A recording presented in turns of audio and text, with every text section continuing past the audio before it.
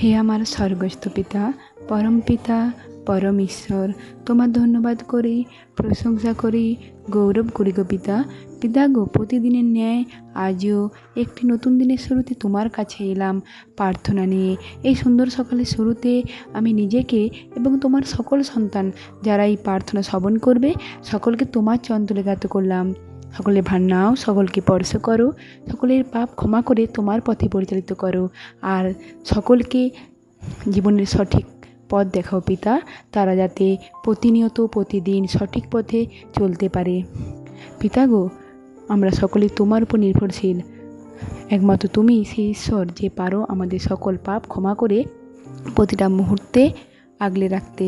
তাই তো সকলকে তোমার চরণতলে জ্ঞাত করলাম, সকলের ভার নাও পিতা, যাতে কোনো শয়তান স্পর্শ না করতে পারে। আর পিতা, যারা এই প্রার্থনা শ্রবণ করবে সকলেই যেন তাদের সকল সমস্যা থেকে উদ্ধার লাভ করে, সেই ভার তোমার উপর তুলে দিলাম। এই প্রার্থনা আমার প্রভু যিশুগুরুর নাম হইতে চাইলাম, আমেন।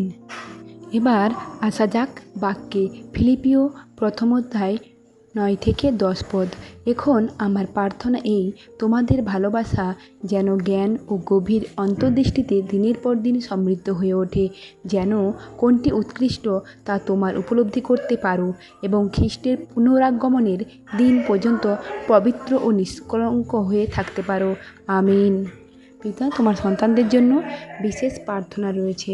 তোমার এক সন্তান চক্রধর ঘোষ, পিতা গো, তাকে সবসময় সব রকম বিপদ থেকে আগলে রেখো।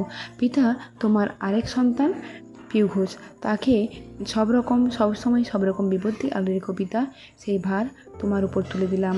আর পিতা, তোমার আরেক সন্তান শাশ্বতী গুহ, পিতা গো, তাকে, তার স্বামীকে, সকলকে, তার সন্তানকে, সকলকে তোমার চরণতলে জ্ঞাত করলাম।